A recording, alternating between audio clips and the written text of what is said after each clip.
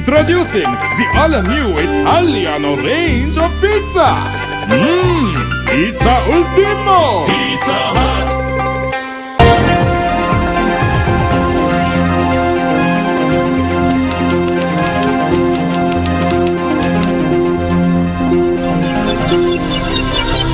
A very good evening and welcome. This is News First, primetime news here on MTV Sports. I'm Ramesh Irugal Bandara. And I'm Stephanie Lazarus. Now, rioting in Turkey has escalated with vehicles being set alight and clashes being reported between protesters and security forces. Meanwhile, Turkish Prime Minister has blamed the unrest on extremist groups. The News First international desk has been closely monitoring the unrest in Istanbul and other parts of Turkey, and we have a comprehensive report later on in the news. But first, a look at the headlines. Demonstrations opposite the Demirtaş police station in protest of a death of a suspect in custody. Bail rejected for the Homagama district judge and a police constable accused of soliciting a bribe. Global warming is a primary cause for the adverse weather conditions. Expert opinions coming up on the news tonight. And in news overseas, 119 people killed in a fire at a poultry plant in China. Now your news in detail. A demonstration was held opposite the Demirtaş police station today in protest of the death of a man in police custody.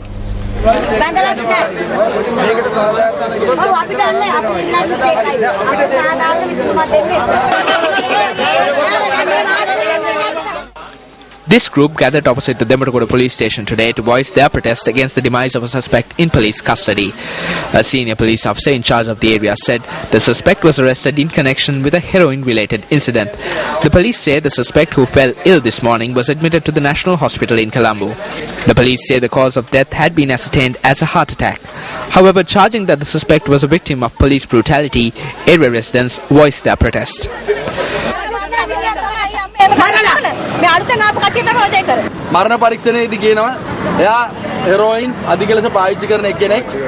The post-mortem inquiry shows that he is a heroin user, and as a result his heart had become enlarged. Due to high pressure, he had suffered a heart attack. The police used their authority to arrest him. heart attack again නැතිලා තියෙනවා. ඉතින් මට ඒක පුඩිල දාලින් බලය පාවිච්චි කරලා තියෙන අත්අඩංගුවට ගැනීම දාගන්න කියලා. හරි සර් හරි. හරි වා කියනවා හරි පස්සේ කියනවා මට ඒක ඇවිල්ලා කතා කරනවා. මම පොලිසිය හොයයි මම කියන්නේ ඔයගොල්ලන්ට හරිද? හරි සර්. දැන් මේක ගැන ඕගොල්ලන්ට මොනවද දෙයක් තියෙන බොරල්ලි කියලා අපේ ඒසි මාස්ටර් එතනට ගිහිල්ලා ඔයගොල්ලෝ ඕන දෙයක් කියන්න. හරි. දැන් අපි දැන් මෙතන මම මිනිහක් ගෙනාවේ නෑ පොලිසියට.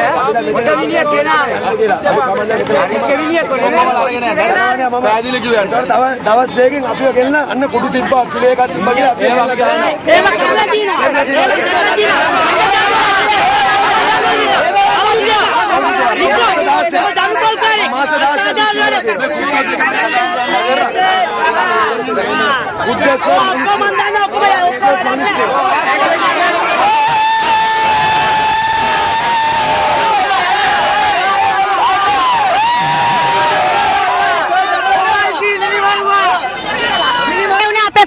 One of our children was brought here at around 7 p.m. and by 4 a.m. he was in the mortuary.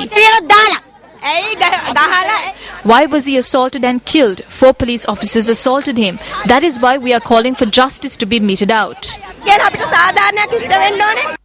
Meanwhile, the final rites for a youth from the Horana area in Kottava, who is also said to have died of a heart attack, were observed today. The deceased, 24-year-old Madhushankar Lakmal Alpis, was a father of one. The youth's friend and family charged that he too was a victim of police brutality prior to being taken ill. However, issuing a communique last evening, the police said that it had been ascertained that this youth's death too had been caused by a heart attack. Meanwhile, an individual who was recently arrested on charges of stealing cinnamon charged that he was assaulted by the Karandenia police. While claiming that he did not commit the theft, the suspect, Chandila Padmakumara, said that he sustained severe injuries to his arms owing to the blows he received from the police. I run a business in my village. The Kalandani police arrived at my place of work and took me away, saying they wanted to obtain a statement. A cinnamon vendor had filed the charge. He claims that I was seen in the CCTV camera footage. The villagers protested and challenged him to issue the CD containing this footage. They have not released it and they do not have anything to prove the charges. I am helpless now. The police tied my hands and assaulted both my arms. They detained me for 2 days and on the 7th of May, they stripped me naked, hung me and assaulted me.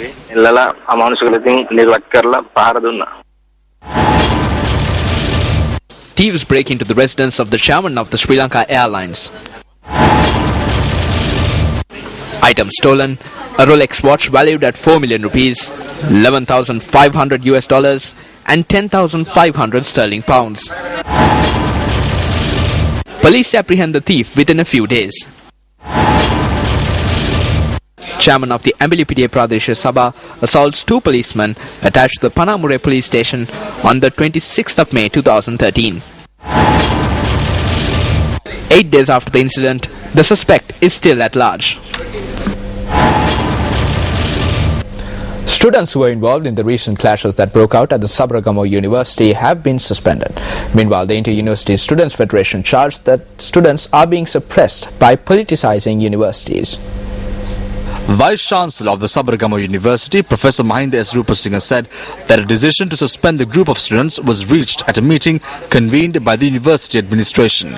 However, the Vice-Chancellor said the students are permitted to sit for the examinations. Sabaragamuwa ශිෂ්‍ය නායකයෝ ප්‍රාකාරකයෝ පසුපස military බලය. The student leaders and activists of the Sabaragamuwa University are hounded by military power and state terrorism. Defenders and white vans without license plates can be seen at night near the Sabaragamuwa University.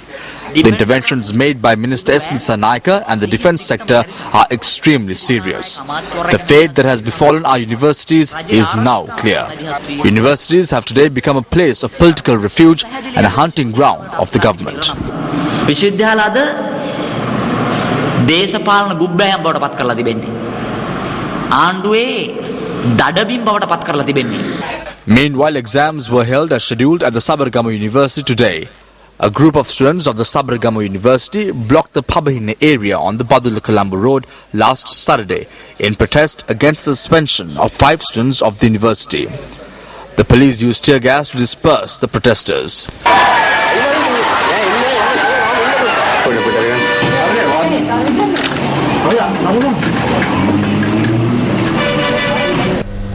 The Homagama district judge, who was arrested on charges of soliciting a bribe of 300,000 rupees, was returned to remand custody until the 10th of this month by Colombo Chief Magistrate Gihan Pilapitiya today. The suspects in this case are Homagama District Judge HP Sunil Vikramabe Singha and Police Constable M. Mahinda Kitsiri. Submitting their clients' bail applications, counsels for the defence made submissions to court for over 1 hour today. Defence counsels noted that the incident had transpired when the suspect judge, who is building a house, had gone in search of masons to work on the house. Defence counsels added that the judge had not solicited a bribe and that the Commission to investigate allegations of bribery or corruption had created this issue with the intent of defaming the judiciary. The Commission, in response, noted that the sting operation was undertaken on the basis of a complaint that had been lodged with the Commission. Officers attached to the Commission informed court that the suspect police constable had solicited the bribe and subsequently a representative of the complainant had come to the vehicle in which the judge was sitting and had given him the bribe as well. They added that the Commission's decoy, who was at the location, had heard the conversation, adding that the judge had stated that he would get the job done.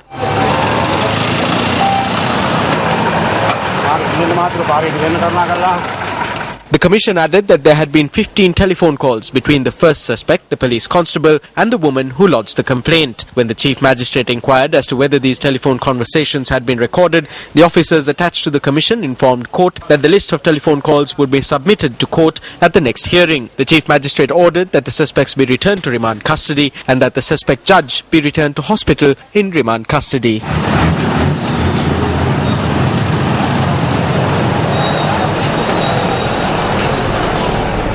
Professor S.A. Norbert of the Department of Geography at the University of Colombo attributes the intensity of thunderstorms and wind speeds to global warming. The professor points out that floods triggered by heavy showers can be expected in the coming months. Incidentally, many parts of the island were affected by the prevalent heavy downpour and strong winds. Vehicular traffic along the Nuvareli-Udupu-Slav road was disrupted as a result of a fallen tree. Our correspondent said that vehicular movement along the road was restored by this evening. Strong winds that blew across the Margalle area in Gaul destroyed a house. News First U reporter Ganesh Krishantan from Kutagala said electricity posts and cables had collapsed due to strong winds. Krishantan also reported that a tree had collapsed onto a house in the Watavala area. Dhammika Pushpakumara, who is a News First U reporter from Barlaskamur, said that a roof of a building located on the Galhenvatta road in Katuavala was damaged by strong winds. These are visuals of the strong winds that were experienced in Colombo and its suburbs last night. Let's take a look at the satellite images of the weather conditions that are currently affecting the island. Let's first turn our attention to the AccuWeather website, where you can see two weather fronts moving in towards Sri Lanka from the eastern part of the Indian Ocean. As you can see, the edges of these two weather fronts are impacting Sri Lanka, and this could have a impact on the wind speeds and the wind conditions in Sri Lanka. Let's quickly turn our attention to the Indian Met Department's Kalpana satellite. As you can see here, there is heavy cloud cover over the island, and the weather front that we mentioned earlier is here as well. We can expect heavy showers as a result of these weather conditions, accompanied by strong winds in several parts of the island over the next couple of days. Now, Sri Lanka is not the only area that is being affected by these weather conditions. A number of countries have also been affected by these adverse weather conditions. Meanwhile, thousands of people have fled their homes across Central Europe as deadly floodwaters continue to rise. Emergency operations are underway in Austria, Germany and the Czech Republic to deal with the record levels of floods in some places. According to the BBC, landslides and flooding have led to the deaths of at least 6 people, while at least 8 are missing. The German cities of Passau and Rosenheim have declared the state of emergency, with authorities in Passau, which lies at the confluence of 3 rivers in Bavaria, saying waters had risen to record levels. German Chancellor Angela Merkel had discussed the floods in phone calls with the premiers of Bavaria and Saxony. 4 days ago, many parts of China received rainfall of over 100 millimeters. What are the reasons for the inclement weather experienced here at home and in several other countries? This time, the intensity of thunderstorm and the wind speed increased because of global warming. Because of the global warming, in the tropical regions, you can expect lot of cyclones. It originates cyclones. That the problem is that when the temperature is increased, the intensity of the cyclones and the frequency of the cyclones will increase. So this is the future trends. You can see this scenario in future also, because you can't reduce the global warming, because there are a lot of international conventions initiated lot of activities to reduce these greenhouse gases, but it is very difficult to control at least the minimum level. Now they have increased, global warming is increasing. In future there will be a heavy rainfall, heavy floods, and the intensity of cyclone will increase in the developing countries. What can a tropical island such as Sri Lanka expect in its weather patterns? We have realized that the temperature of Sri Lanka is gradually increasing.